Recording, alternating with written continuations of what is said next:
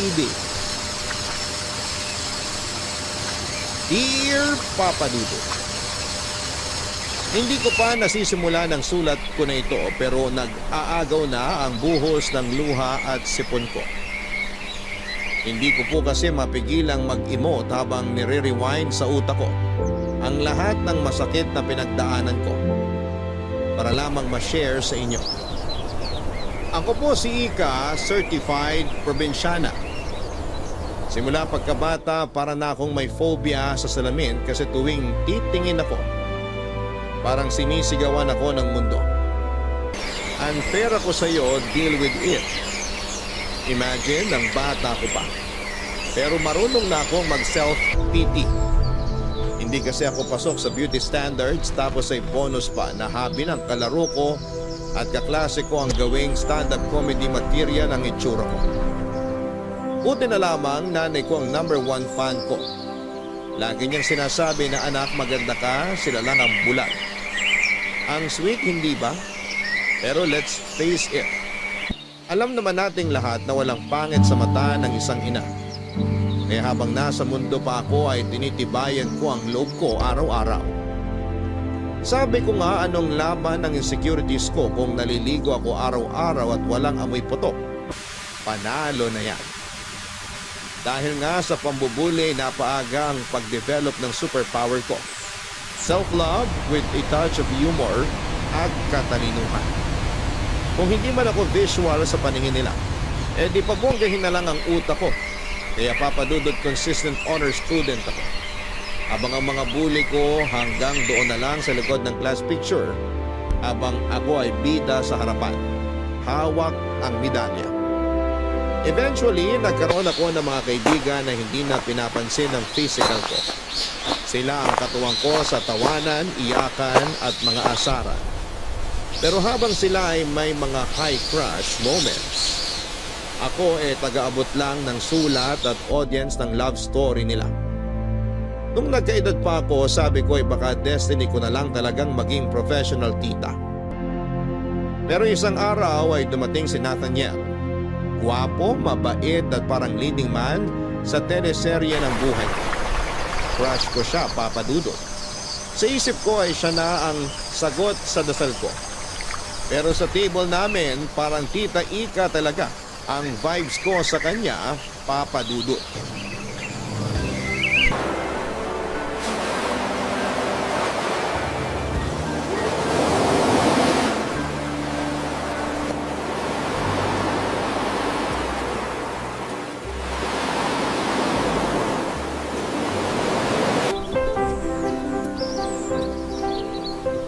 Okay lang naman ang pag-aaral mo? Ayos naman po. Kayo po. Aray, grabe ha. Sobrang sakit ng likod ko. Hala, bakit po? Mas lalo akong tatanda sa kakopo mo. Rika ang pangalan ko, pero tawagin mo na lang akong Ika. Para medyo naman maiba. Nakakahiya naman po. Ika.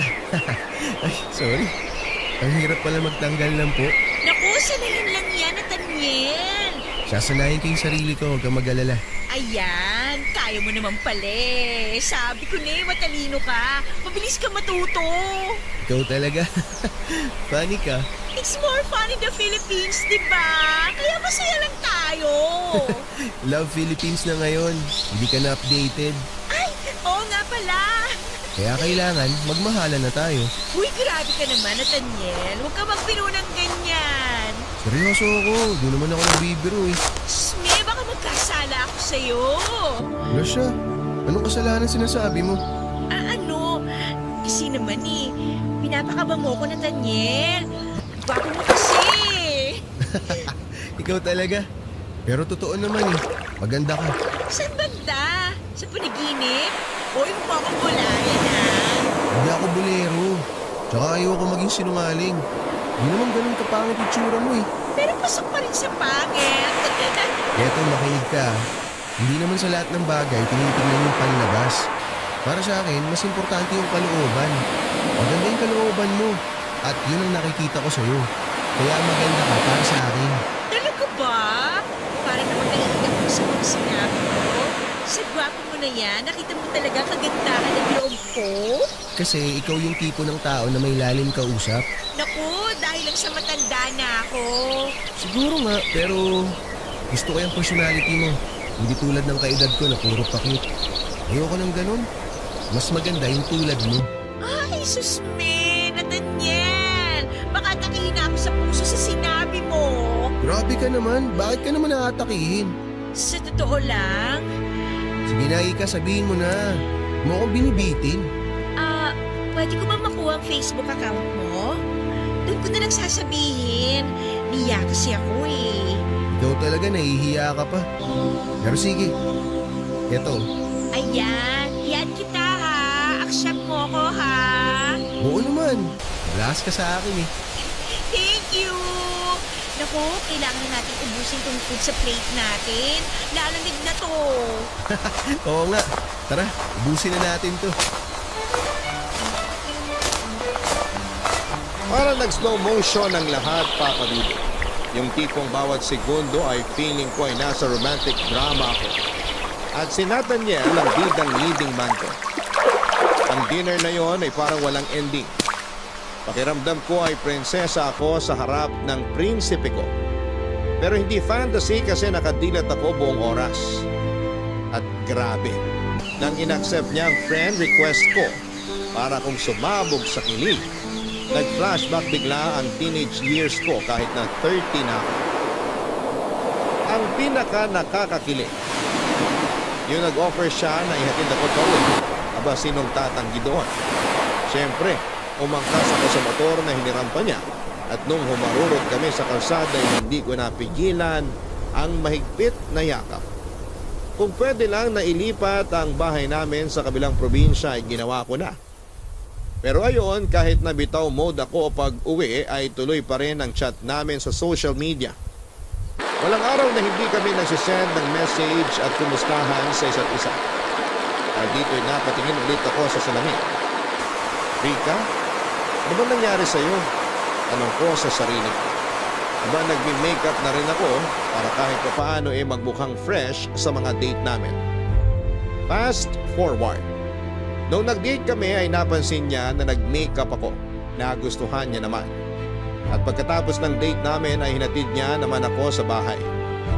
Dito hindi na napigilan ang katawang lupa ko at may nangyari sa aming dalawa, Papa Dudo. Sa unang pagkakataon, naramdaman kong totoo pala yung sinasabi sa pelikula na you are beautiful in someone's eyes. Si Nathaniel, ang gwapo kong knight in shining armor, ay minahal ako. Hindi dahil sa itsura ko, kundi dahil sa kung sino ako.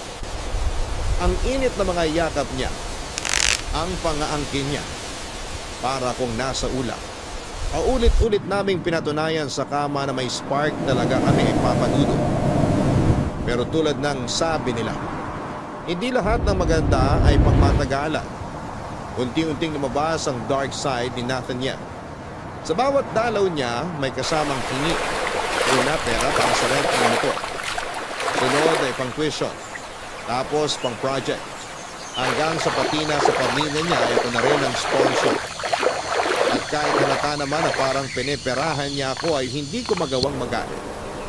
Mahal ko si Nathaniel. At binigay niya naman ang pangangailangan. Hindi naman ako lugi, sabi ko. Pero dumating din sa punto na sobrang komportable na niya. Nagdadala na ng barkada sa bahay ko, lasing paminsan at syempre may kasama pang hingi ng pambili ng alak. Sa bawat tagay nila para akong natutuyuan ng dignidad, Papa Dudo.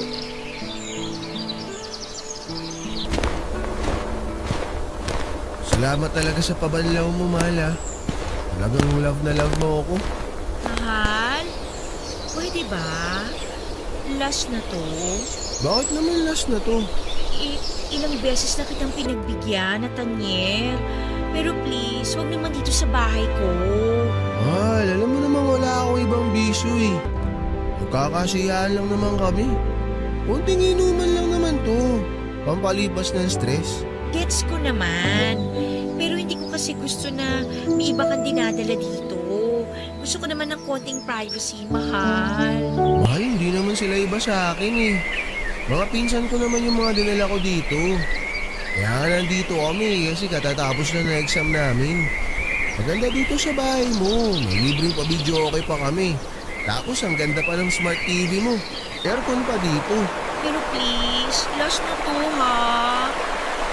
Pero hindi ba pwedeng respetuhin mo naman yung gusto ko? Alam mo naman may trabaho ako, di ba? Magtuturo pa ako. Eh, sabi mo hindi ka naman magtuturo ngayon. Kaya nga ako nagdala ng konting saya dito eh. Gusto ko kasi magpahinga. Pero sa ganitong ingay, paano ko magagawa yun? Ay, gusto teka sandali. Bro, pakihinaan nyo nga yung volume. O yan, nahinaan ko na sa kanila. Mahal naman eh. Oo na, sige na, last na to. Hindi na ako magdadala dito ng mga kainuman ko. Ang lumalabas tuloy, pinagdadamutan mo ako. Hindi ako madamot. Alam mo yan. Hindi lang talaga ako sanay na may ganito sa bahay. Gusto ko lang ng tahimik, maayos na bahay. Ganun, ayoko yung madalas kang umiinom. Bata ka pa eh. Hindi nakakabuti yan. Ayaw mo ba nun? Pagka ganito, mas matagal, tsaka mas masarap. Alam mo na ibig sabihin, mal. Ikaw talaga? Dinadaan mo na naman sa ganyang usapan eh. Eh kasi alam ko naman na gusto mo to. Gusto mo yung hinalik-halikan kita. Gusto mo yung inaangking kita. Diba? Pwede bang hinaan mo yung boses mo? Marinig nila sa sala, ano ka ba? Di nila tayo maririnig. Huwag kang mag-alala, mahal. Ang bahala sa'yo. Basta ako, di ako magsasawa sa'yo. Hindi. Ikaw lang gusto ko. Lagi. Totoo ba talaga yan? Totoo. Ano bang tawag mo sa ginagawa ko? Sa ginagawa natin. Mahal kita kaya nandito ako sa'yo. Ang totoo nga niyan, gusto ko nga mag-live-in na tayo eh. Kaso ikaw ayaw mo pa. Baka naman katawan ko lang gusto mo sa akin ha. Mahal, hindi ganun. Ano ka ba? Alam mo naman na marami pa akong responsibility. May mga kapatid akong pinag-aaral. Ayoko madagdagan ng malaking obligasyon. Kaya ayoko pang mabuntis mo ko. Kaya nga uminom ka ng pills. Ay hindi kita mabuntis. Pwede naman yun eh. Baka ayaw mo lang talaga. Dali-dali solusyonan ng problema. Kasi mahal, kung ako tatanungin, gusto ko na maging tayong dalawa na hanggang dulo. Mahal naman. Basta mahal kita, yun ang tatanda mo. Ha? Kaya ipaparamdam ko yun sa'yo. Palagi. Ngayon, paliligayahin mo na kita. Mahal, baka marinig ka nila. Hindi nila tayo maririnig. Huwag kang mag-alala. Dahan-dahanin kita. Hindi tayo kakapas ng ingay.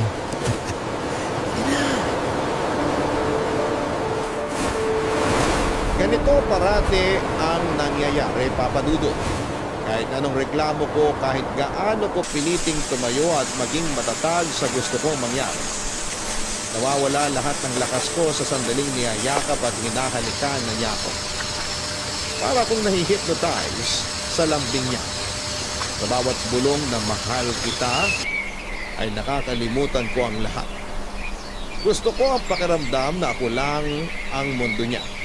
Sa mga sandaling yon, na ako lang ang babaeng mahalaga. Pero ang totoo ay hindi ko siya mahindiang hindi ko kayang tanggihan ng kahit na anong hingin niya sa akin. Paulit-ulit ng ganitong cycle, Papa Dudut. Ihingi siya ng pera, maglalambing at mauuwi kami sa kama. Sa bawat kasiyahang binibigay niya, may nakatagong kapalit. Pera. Ako ang bumabayad sa lahat ng pangarap niya. Ang dating nagre-rent lang ng motor, ngayon ay may sarili na siyang motor. At ako ang sumasagot ng lahat. Parang naging ATM na ako sa buhay niya. At ang password ay ang mga matatamis na salita at init ng gabi. Hindi ko maiwasang isipin na para akong punchline sa mga joke na naririnig ko. Parang yung kwento ng baklang bumili ng motor at sapatos para lang manatili ang lalaki sa tabi nila. Siguro nga ganito ang kwento ko. Hindi lang siguro ako tanggap ng mundo bilang pangit na babae, kaya ang tanging paraan ko para magkaroon ng halaga sa mata niya ay pera. Dahil kung wala akong trabaho, kung wala akong pera, Sino ba ako para kay Nathaniel? Ganito ba talaga, Papa Dudut? Ang kapalaran ng isang tulad kong hindi binayayaan ng ganda. Kapalit ng lahat ay kailangang tiisin ko ang ganitong klase ng relasyon. Kailangan ko bang magtiis at maging bulag basta lamang may kayakap sa manamig na gabi? May maramdaman lang na init ng katawan na tila nagsasabing mahalaga ka kahit papaano. Pero ang tanong na hindi ko matakasan, pagmamahal pa ba ito o panlilin lang na hinahayaan kong mangyari dahil takot akong mag-isa? Naging sekreto ang relasyon namin ni Nathaniel, Papa Dudut. Halos lahat ng tao sa paligid ko, pati na rin ang pamilya ko, akala nila ay busy lamang ako sa trabaho at single na single kasi nga ay parang hindi ka panipaniwala na may lalaking nahuhumaling sa ganda ko. Joke lang po, Papa Dudut. Baka nahuhumaling sa kung ano ang meron ako na pwede kong maibigay. Ewan ko ba? Ginagawa ko talaga ang katatawanan ng bagay na dapat ay sineseryoso. Ang totoo talaga, Papa Dudut, ay nasa isang relasyon ako na puno ng panghuhot-hot at pagpapanggap. Hindi ko na mabilang kung ilang beses na akong nagbulag-bulagan dahil iniisip ko na baka mahal niya rin ako kahit papaano. Pero let's be real, Papa Dudut. Kahit gano'n mo kamahal, ang tao ay nauubos ka rin. Nakakapagod maging blind follower ng love. Isang araw, inimbita ako ng kaibigan ko para magkita at mag-dinner. Siyempre, dinala ko si Nathaniel. Para naman may kasama ako at para makilala siya ng kaibigan ko. Pero Papa Dudut, hindi ko inakala na sa gabing yon ay may magpapabago sa pananaw ko. Noong ko unang na-meet si Elmer, ang pamangkin ng kaibigan ko. Habang nag-uusap kami ni Elmer ay naramdaman ko ang kakaibang saya. Parang may kumikiliti sa puso ko. Hindi ko alam kung ano ang meron pero sobrang gaan niyang kausap. Naiwan kaming dalawa nang mag-excuse si Nathaniel at ang kaibigan ko para mag-smoke at doon ay nagsimula ang mas matagal naming kwentuhan. Na-realize ko tuloy na yung treatment ko kay Nathaniel before, binabase ko lang sa bare minimum na baka he loves me in his own way. Pero si Elmer, siya yung nagpapakita na dapat na bare minimum. And let's be honest, hindi pa nga minimum yon kasi grabe talaga ang malasakit niya. Hindi ko alam kung iniisip ko lang ito dahil sobrang saya ko sa gabi niya o dahil matagal na rin akong hindi nakaranas ng ganitong klase ng atensyon. Pero yun nga, Papa Dudut, pinaramdam sa akin ni Elmer ang isang bagay na akala ko'y matagal ko nang nawala. Ang pagpapahalaga sa sarili.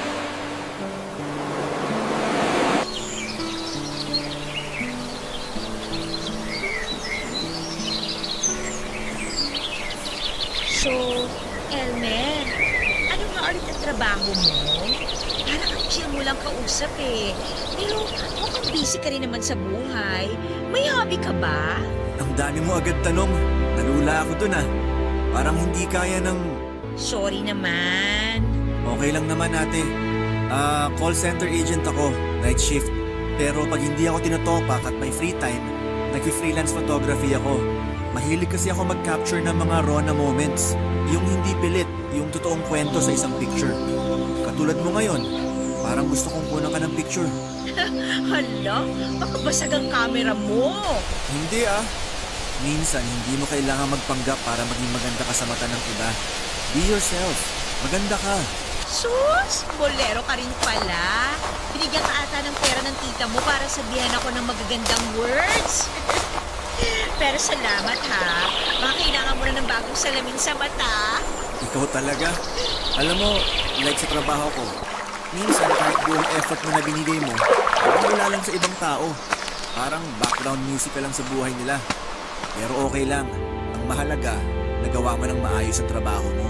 Ikaw talaga, iba ka. May kaya naman kayo sa buhay pero nagtatrabaho ka. Si ate talaga. Hindi naman pwedeng walang trabaho sa Pinas.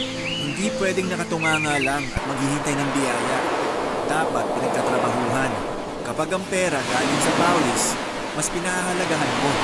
Tsaka hindi mo basta-basta ginagasta sa kakanan lang.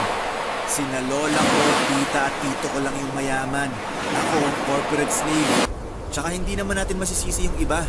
Kasi mahirap din naman talagang makapasok ng trabaho sa Pinas. Alam mo, pareho tayo. Sa ESL teaching ko naman, minsan pakiramdam ko, ako lang ang nagpapaka-effort para lang mag-aral yung student ko. Yung iba, parang walang pakialam. Requirement lang nila ang mag-login. Nakakagabot din lalo na kung susumitan ka pa. Sus, Nick, gusto ko na lang mag-log out minsan. Huwag ka. Sobrang relatable. Dati, isang client ko, galit na galit kasi daw hindi ko siya maintindihan. Eh siya kaya, parang radyo na walang signal. Ako naman, isang student ko, sabi sa akin, "Teacher, are you sure you know English?" Grabe! Gusto ko siyang sagutin ng, "Ikaw kaya turuan ko ng Tagalog, tingnan natin." Nakakatuwa ka kausap. Kaya siguro kahit toxic na yung paligid, nadadala mo lang ng light. Hindi naman. Minsan nga iniisip ko kung tama pa ba ang ginagawa ko. Pero hearing that from you, parang ang gaan lang. Uy, thanks ha! Uy, parang ang saya nyo ah. Mahal, baka naman pinagpalit mo na ako sa pinsan ng kaibigan mo ah. Halika na. Masaya kausap si Elmer. Feeling ko magkakasundo kayo. Ha, ganon? Eh kung sa tingin mo magkakasundo kami, baka nga magkasundo kami. Ano ba pinag-uusapan nyo? Sa gitna ng maalateneseryeng twist ng buhay ko ay may mga eksenang parang boom. Dumarating ng hindi mo inaasahan. Ganito na ganito ang peg noong dumating si Elmer sa eksena. Papadudot, ibang level siya. Hindi siya yung typical na lalaki na magbibigay ng hi, hello, bye na vibes. Para siyang walking TED Talk. Promise, walang dull moment. Kahit ang usapan lang ay tungkol sa ulam, biglang nagiging deep at meaningful. Habang kausap ko siya ay parang may slow-mo ang mundo ko. Tapos kami lang ang nakafocus. Ang gaan, ang saya at kahit feeling ko ang bigat-bigat na ng buhay ko. May mga sandali rin na hindi ko malimutan ang kakaibang tingin niya na ibinibigay sa akin. Gaya nung nakita niya kaming naghalikan ni Nathaniel matapos ang dinner. May halong malasakit at pangunawa ang kanyang tingin. Then dumating ang araw na feeling ko ay ayoko nang bumangon. Ayoko na sa liwanag pero papadudot, eto na nga. Nalaman ko ang sekretong pasabog ni Nathaniel. Yung perang hinihingi niya sa akin, aba ginagastos niya para sa ibang babae. At hindi basta babae ha. Diyosa levels. Para akong na-wipe out sa realization na yon. Na-realize ko na paano ko hinayaang magpakababa ng ganito. Si Elmer, alam ang lahat, ramdam ko ang pagkabahala niya. Pero mas naramdaman ko ang alaga niya. One time, sinabi niya sa akin ang mga salitang parang direct hit sa puso ko.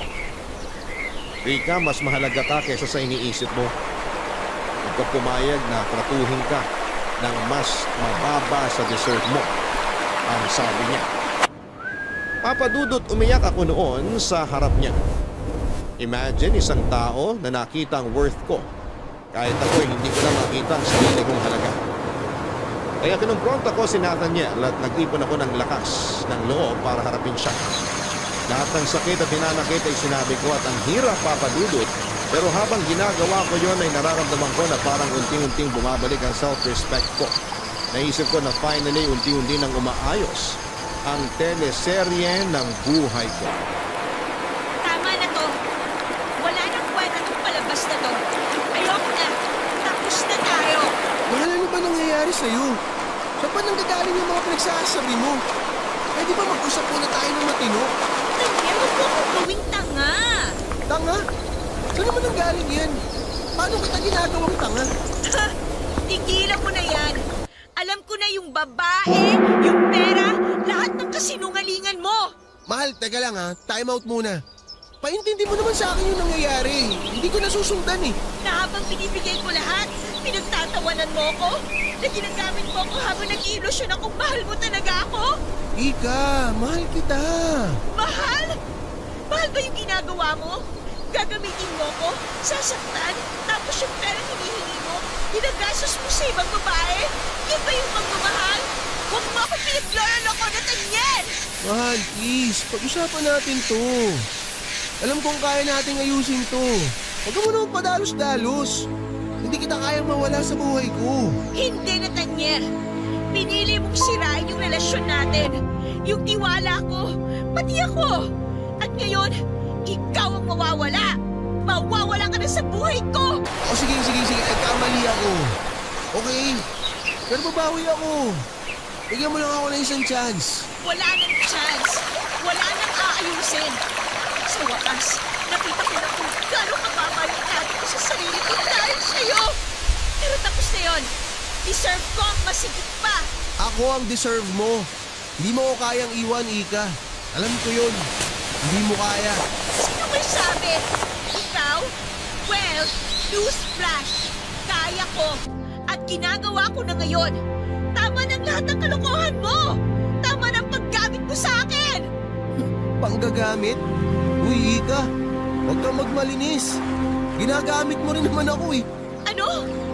Paano mo nasabi yan? Sino ba nagbibigay ng saya sa'yo? Di ba ako?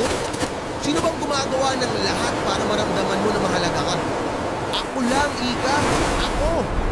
Ako lang makakapagbigay sa'yo ng ganong klaseng ligaya. Ako lang. Ah! Ang kapal ang mukha mo! Ligaya? Ang ligaya mo, yung ginagamit mo ako para sa pera ko. Walang hiya ka talaga! Wow! Tama na yung drama mo, Ika. Lahat ng binigay mo, bayad yon. Binayaran ko yon sa pamamagitan ng paggamit mo sa akin. Kaya huwag kang mag-inarte dyan kung ano-ano pa sinasabi mo. Patas lang tayo. Bayad? Bayad? Ganun ba ang tingin mo sa akin? Negosyo tong relasyon natin? Sobra ka na talaga, Nathaniel! Sinabi ko na nga eh. Sige, oo. Nagkamali ako. Pero aminin mo rin, Ika. Kaya mo bang iwan lahat to? Kaya mo talaga akong iwan? Sigurado ka? Oo, Nathaniel, kaya ko. At ginagawa ko na. Tapos na tayo. Wala na akong pakialam sa'yo. Simula ngayon, malaya na ako mula sa'yo. Ika! Please naman oh. Huwag mo namang gawin sa akin to. Huwag mo akong hawakan. Umalis ka na. Alam mo, Papa Dudut, natutunan ko na talagang ipaglaban ang sarili ko. At higit sa lahat ay natutunan kong pahalagahan ang mga taong totoo ang malasakit sa akin gaya ni Elmer. Hindi ko talaga ine-expect na siya pa ang magiging game changer sa buhay ko. Sa kabila ng pagiging wasak ko noon, unti-unti kong nahanap ang lakas ko. Pero ewan ko ba, Papa Dudut, aminado ako na may mga gabi pa rin na parang gusto kong i-rewind ang moments namin ni Nathaniel. Yung mga yakap, yung mga halik, parang nakaka-nostalgic. Kahit alam kong toxic siya. At kahit si Elmer na yung ultimate comfort guy ko. May times talaga na ang puso ko ay ewan ko ba, parang nagla-lag out. Pero grabe si Elmer, hindi sumuko kahit ang gulo-gulo ko. Parang may sayad na yata ako at may bipolar disorder. Pero slowly but surely ay pinakita ni Elmer kung ano ang pagmamahal na pure at walang kasinungalingan. Isang beses dinala niya ako sa bahay nila, Papa Dudut. Shock na shock ako kasi for the first time ay na-feel ko ang love na walang halong pain. Tapos ayun na nga, nag-confess siya. May feeling siya para sa akin. Siyempre kinilig ako. Naging kami o hindi ba, akala ko eto na ang fairy tale ending ko. As in super saya namin, ang dami naming kwentuhan, asaran at kulitan. Sabi ko pa, Lord, eto na ba talaga? Feeling ko ay narinig ko pang sinabi ng langit na yes, Rika, eto na. Pero Papa Dudut, hindi ko inaasahan na magiging plot twist ang buhay ko. After 1 week lang ay bigla siyang nawala. Walang paramdam. Walang pasok. Ang malala ay nag-effort pa ako na magpagawa ng cake para i-surprise siya sa birthday niya. Pero guess what? Ako lang ang kumain ng cake na yun. Promise, ang sakit-sakit. Literal na yon ang pinakamalungkot na cake sa buong buhay ko. Tinext ko siya non-stop pero wala talaga hanggang sa finally naka-receive ako ng text na pinaka-heartbreaking sa buong buhay ko. Stop bothering me. Nasaktan ako, Papa Dudut. Parang yung moment na nasa alapapa ko ay bigla na lang akong nahulog. Walang parachute. Diretso sa lupa. Si Elmer na akala ko ay light of my life ay biglang naging shadow na lamang. Kaya sabi ko, sige na nga, magbabagong buhay na lamang ako. Magpapaka-independent woman ako. I packed my bags at nagbagyong mag-isa. Supposedly, kami dapat ni Elmer ang pupunta sa Baguio together. Pero ayon, malamig ang pasto ko. At hindi dahil sa weather ha, kung hindi sa puso ko. Siyempre, nagbabaka sakali pa rin akong makita siya doon, pero wala talaga. Tinanggap ko sa mga araw na yon na magiging malungkot ang bagong taon ko at magiging bitter ako sa mga paputok. Pero sa mga sandaling yun, hindi ko inaasahan na magte-text si Nathaniel. Sinabi niya na hindi siya tumigil sa pagmamahal sa akin. At ako raw ang tanging minahal niya. Humingi siya ng tawad sa mga nabitawan niyang salita noon sa akin. Nalbugso lang daw yun ang matinding damdaman. Naramdaman ko ang pagkagulo ng puso ko, Papa Dudut. Sa panahon na yon ay napaisip ako. Kung dapat ko bang buksan muli ang puso ko para sa kanya? Ay dapat ko na bang tapusin ang lahat at magpatuloy na sa bagong simula? Ako lang ang magmamahal sa sarili. Na forever akong single. Na magiging bitter ako sa paputok ngayong bagong taon.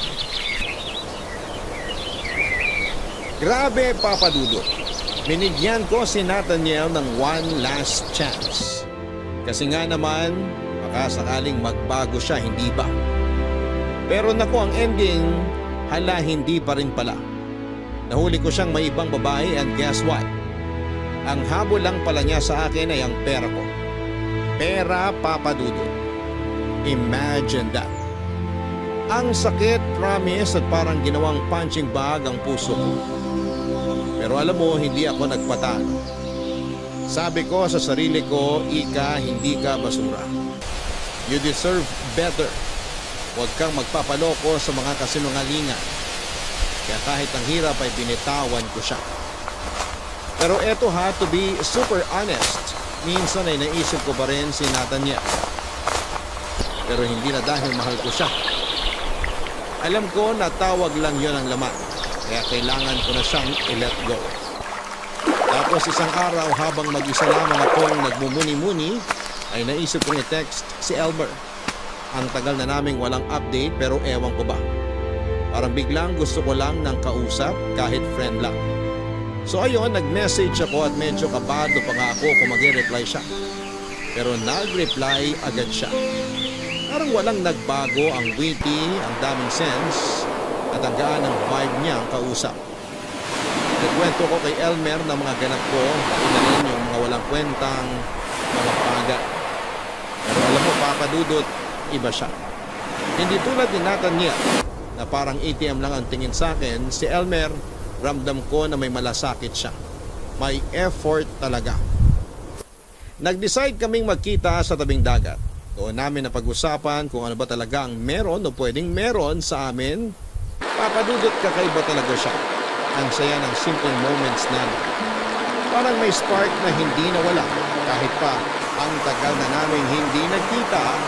Papadudot.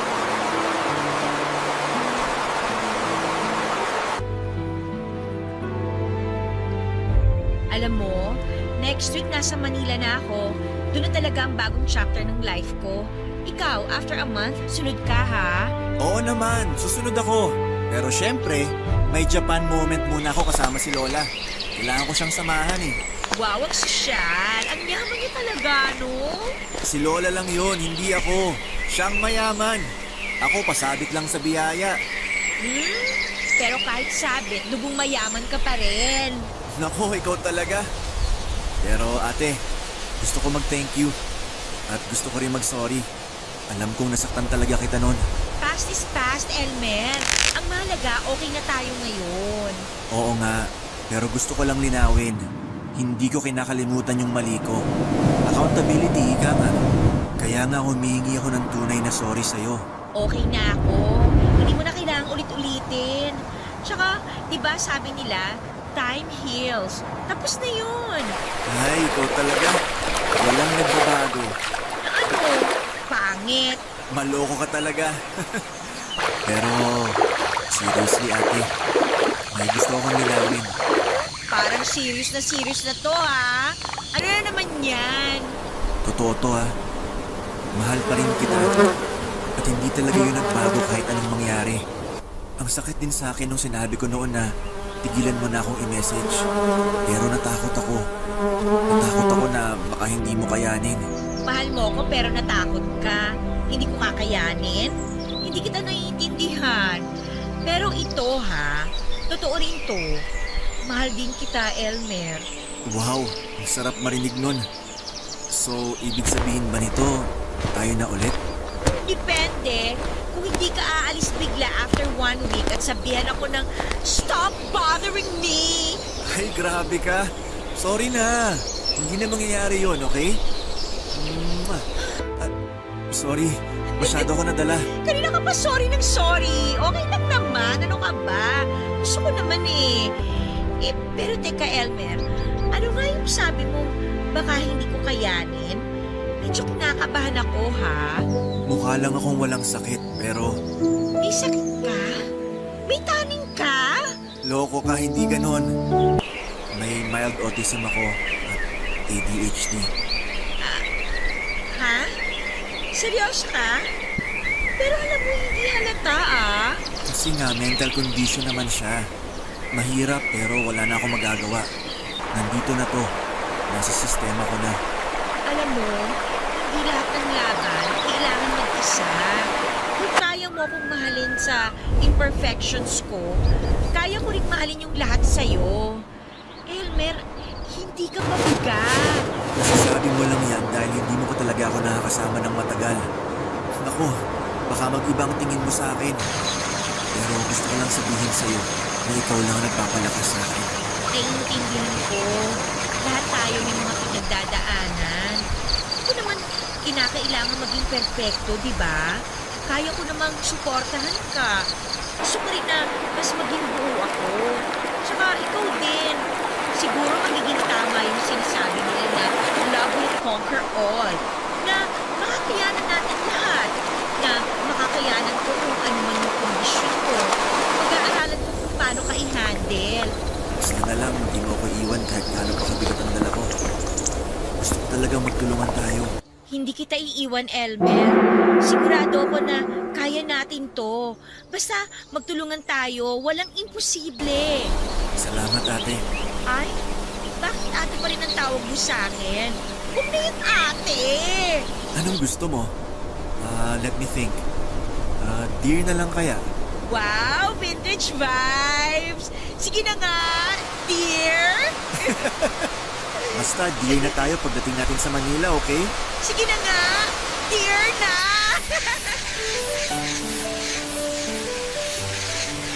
Isang buwan ang nakalipas mula nang umalis ako sa bayan namin ay sumunod naman agad si Elmer sa Manila. E di ayon, nag-live-in na kami. Kinikilig pa rin ako kasi kasama ko siya araw-araw. Pero habang tumatagal ay napapansin ko na yung kakaibang quirks niya.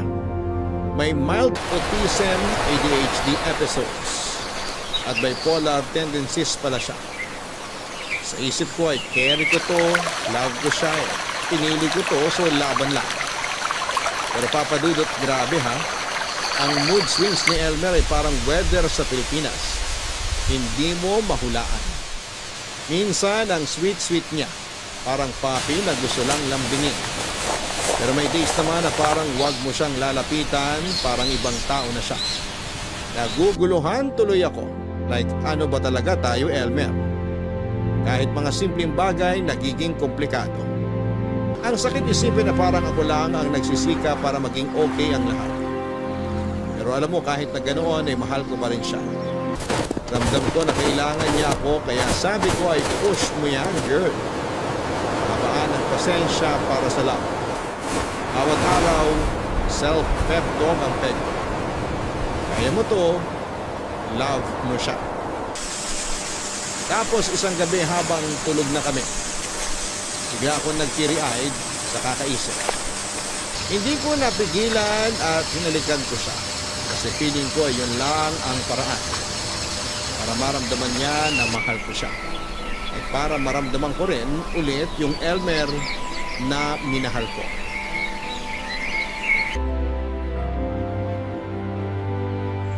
Ano ba? Anong ginagawa mo?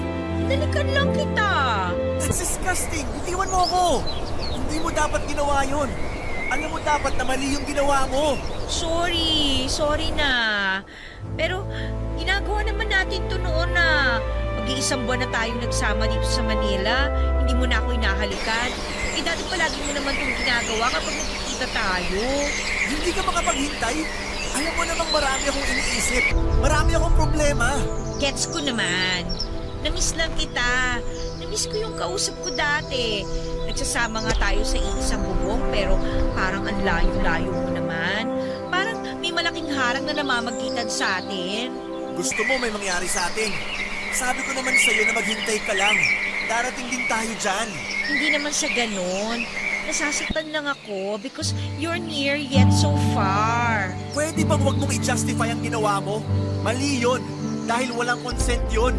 E ano pala tayo? Bakit tayo nagsasama sa iisang bubong? Alam mo, dear, naguguluhan ako.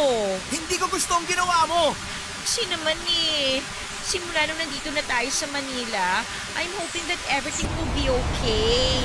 Bakit ako? Gwapo ka? Oo, alam ko naman yun. Parang ang hirap siguro paniwalaan na pwede tayo. Nagsimula na tayong bumuo ng buhay dito, di ba? Alam ko hindi perfecto, pero di ba mahal mo naman ako? Hindi ko na alam kung pantasya lang ba itong lahat na nangyayaring ito. Hindi mo dapat sabihin yan. Hindi yan ang issue. Ang issue dito, hinalikan mo ako habang wala akong kaalam-alam. Tulog ako. Walang consent. Pero naghali ka na naman tayo before. Anong pinagkaiba nung ngayon? Kasi noon ginusto ko. Ngayon, pinagsamantalahan mo ako. Magkaiba ang ginusto at sa hindi. Ano? Hindi kita pinagsasamantalahan, ha? We're living together. Magkasama tayo sa isang bubong. Ano ka ba? Bumubuo tayo ng buhay natin together. Nagmamahalan tayo. And I'm frustrated na hindi man lang kita makausap ng matino. Para bang ibang tao yung kaharap ko. Tama na. Matutulog na lang ako. Huwag mo akong hawakan. Elmer? Diba sabi ko tumigil ka na? Walang patutunguhan yung mga sinasabi mo. So ano? Ano naman talaga ako sa'yo?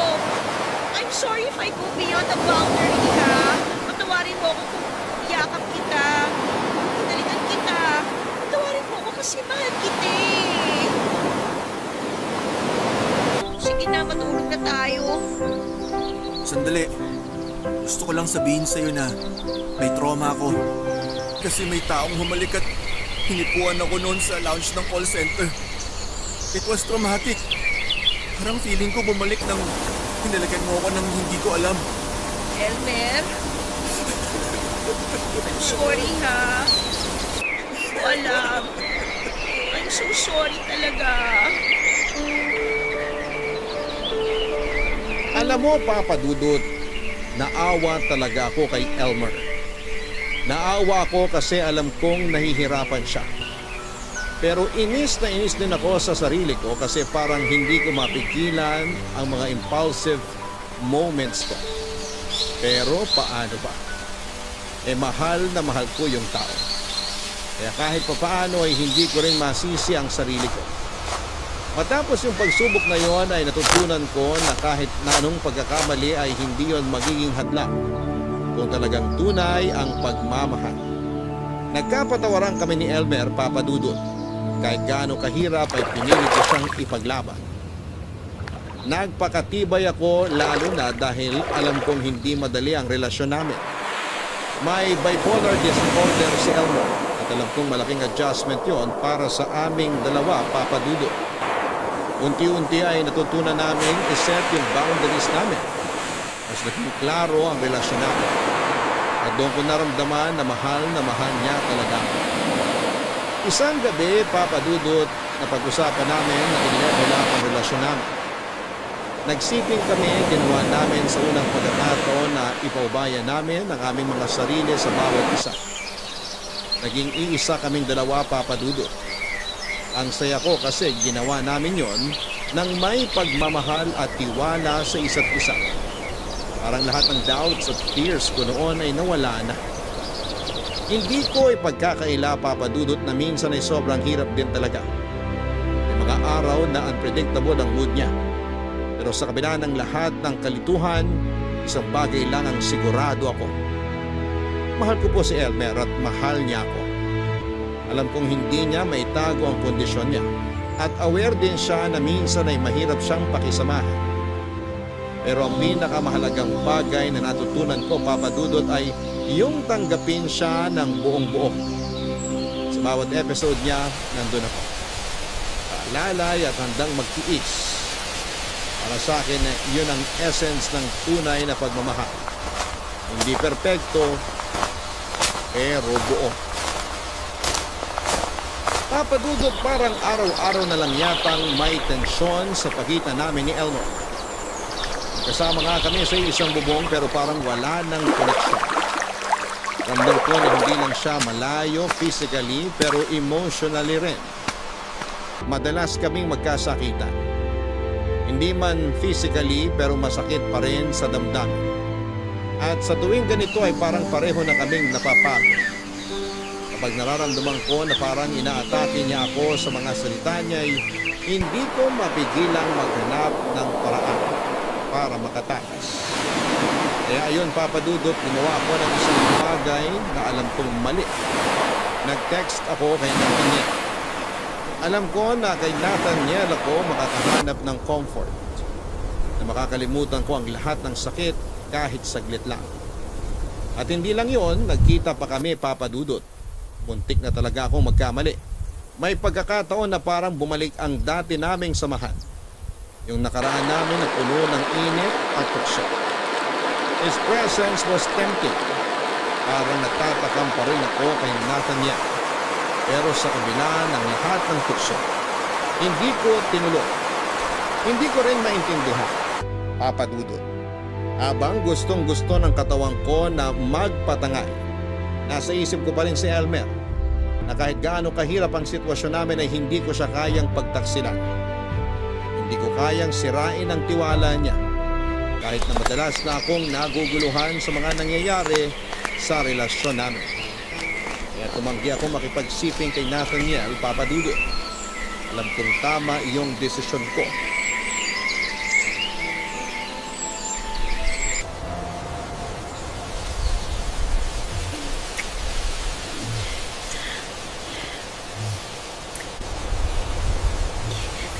Teka, wag! Mahal, bakit? Hindi tama to, Nathaniel. Mali to. Mali. Kaya nga tayo nagkita, di ba? Dahil sabi mo miss mo na ako. Ako rin, miss na rin kita. Pero mali pa rin. Hindi ko dapat ginagawa to. Ano sinasabi mo hindi mo dapat ginawa to? Text ka ng text sa akin. Nagpapakwit ko ka sa mga chat. Tapos ngayon mali na? Ano ba tingin mo sa akin, Nika? Laruan? Nathaniel, I'm sorry. Nagkakonsensya na ako eh. Hindi lang ako pumunta dito. Konsensya? Huwag ka nga nagpapadikta dyan sa konsensya mo. Kaya mo bang tiisin yung nararamdaman mo? Kahit di mo aminin sa akin, kulang ka sa lambing. Ika, ibigay mo na sa sarili mo to. Alam kong gustong-gusto mo rin naman to eh. No, wag! Tama na, ayoko na. Ayaw mo na? Ang bilis naman magbago ng isip mo. Ikaw ba bipolar o yung Elmer na yun? Kanina, iba sinasabi ng mga mata mo. Ibang-iba rin yung pinararamdam sa akin ng mga labi mo. Sasabihin mo mali to? Ayos ka. Alam ko gusto mo to. Tama na. Mahal. Huwag mo akong tawaging mahal. Tigilan na natin to, Nathaniel. Hindi ko pwede gawin to kay Elmer. Hindi ko siya kayang lokohin. Mahal naman, nandito na tayo eh. Wala namang makakaalam. Sige, huwag na nating ituloy. Magbibihis na ako. Pero bago ako magbihis, Ika, baka naman meron kang ekstrang pera. Lalapit muna sana ako sa'yo para manghiram. Oo, alam ko yung role ko. Alam ko na kapag matuloy itong pagkikita natin, bibigyan kita ng pera.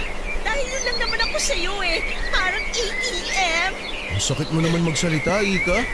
Kani-kanina lang, hayok na hayok ka sa katawan ko eh. Gustong gusto mo magpakamot sa akin tapos biglang nagbago yung isip mo. Tumigil ka nga! Alam mo, Ika, hindi ako nagkamali. Ikaw ata talaga yung may sayad eh. Hindi si Elmer. Mas ikaw talaga yung may sakit. Mas ikaw yung bipolar. Ah! Wala kang karapatan na insultihin ako at si Elmer. Bakit? Masakit ang katotohanan? Ako alam mo yung ginagawa ko. Eh ikaw, alam mo ba? Pabago-bago ka ng isip. Ginagawa mo akong tanga. Huwag kang magpa-victim dyan. Kung nag-aaway kayo ng Elmer na yon, hindi ba ako chinachat mo? Sabi mo, makikipaghiwalay ka na sa kanya kasi hindi mo na siya kaya. Hindi mo na kayang tiisin yung mga pinag-aagawa niya. Sabi mo pa nga parang mababaliw ka na sa relasyon ninyo eh. Tumigil ka sabi eh. Hindi ako titigil. Sasabihin ko kung anong totoo. Minahal din naman kita eh. Pero nagkataon na mahirap ako eh. Kaya kailangan ko ng pera. Hindi ko ginajustify yung ginawa ko sa'yo. Alam kong mali yun. Na parang ang dating ginamit kita. Hinukhutang kita ng pera. Tsaka isa pa, nagkaroon ako ng ibang babae. Mali rin yun. Hindi ko sinasadya yun. Pero ang totoo, mahal na talaga kita. Hulog na pala yung loob ko sa'yo. Huli ko na lang na-realize.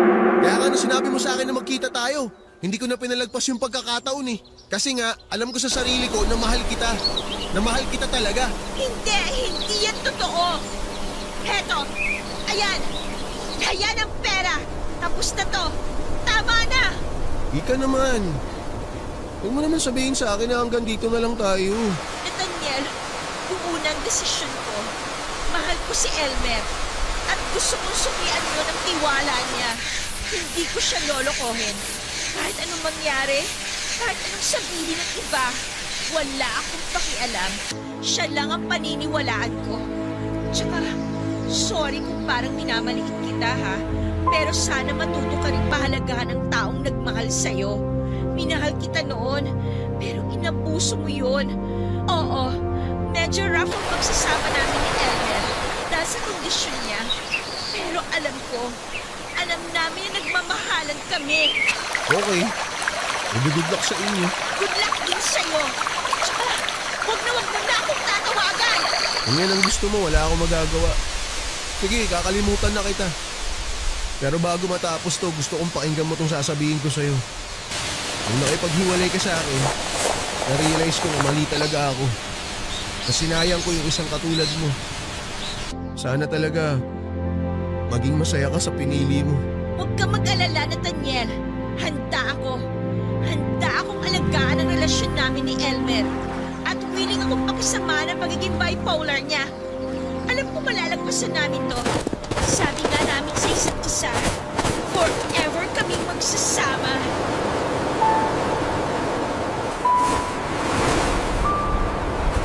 Mahal ko si Elmer. Pero sa totoo lang, minsan naiisip ko, paano na ako? Kaya ko bang ayusin lahat ng ito? Parang sa sobrang dami ng problema, nakakalimutan ko na rin kung paano ako dapat alagaan. Pero natutunan ko na may mga bagay talaga na worth fighting for. Oo, mahirap kasi si Elmer may bipolar disorder. At hindi biro ang epekto nito sa relasyon namin. Sa simula sabi ko ay kaya ko ba ito? Makakaya ko bang makisama sa ganitong sitwasyon? Napuno kami ng tampuhan, iyakan at minsan ay parang gusto ko nang sumuko. Pero naiisip ko rin na kung mahal mo ang isang tao ay gagawin mo ang lahat para intindihin siya. Kaya isang gabi ay habang nakatulog si Elmer sa kalagitnaan ng pag-aaway namin ay nag-research ako. Napagtanto ko na hindi ko kailangang solohin ito. Kaya dinala ko si Elmer sa psychologist. Nakakatuwa kasi habang iniisip ko na para sa kanyang lahat ng ito, ako rin pala ang natulungan. Natutunan kong maging mas mahinahon. Natuto akong magtiyaga. Ang cute nga kasi si Elmer ay natuto rin siyang mag-adjust. Unti-unti niyang naintindihan ang sarili niya. Kahit may mga pagkakataon pa rin, may mga episode si Elmer mas nararamdaman ko na may pag-asa pa ang aming samahan. Hindi ko po ipinagpapalit ang mga moment na ito at natutunan ko po na ang pagmamahal ay hindi palaging madali. Sa tulong ng psychologist, si Elmer ay mas naging bukas at handang makinig. At ako naman po ay natuto ng mga paraan kung paano maging mas matatag sa mga pagsubok. Kaya ko po sinasabi ito kasi gusto kong ipaalala sa lahat na mahalagang mental health. Hindi lang para kay Elmer kundi para rin sa akin. Sa bawat pagtanggap, sa bawat pag-unawa, mas lumalalim ang pagmamahala namin. At kahit na bang dumating, si Elmer pa rin ang pipiliin ko. Happy birthday! Salamat sa pa-cake mo, dear. Parang ang mahal nitong red velvet ah. Siyempre, mahal kita eh. Ikaw talaga. Pwede naman yung simple lang eh. Tayo lang naman kakain yan. Tsaka, alam mo na, bawal. Okay, no comment na lang ako. Basta masaya ako to celebrate your birthday na magkasama tayo. Kasi, Sorry na. sabi ko naman sa'yo, kalimutan mo na yon. Ang importante, nabigay ko to sa birthday mo. Kaya sa birthday ko, surprise mo rin ako, ha? Nako, ano pa bang wala sa'yo? May karir ka naman. Tsaka meron kang, alam mo na, ako. Pera!